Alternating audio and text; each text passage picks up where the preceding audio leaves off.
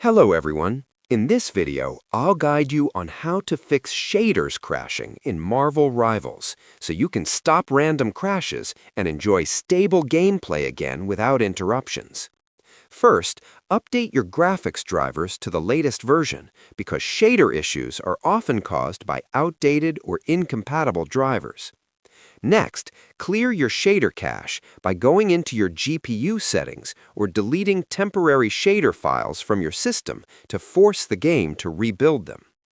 After that, verify the game files through your launcher to fix any corrupted shader data. You should also lower your graphics settings, especially shader quality and effects, to reduce GPU load.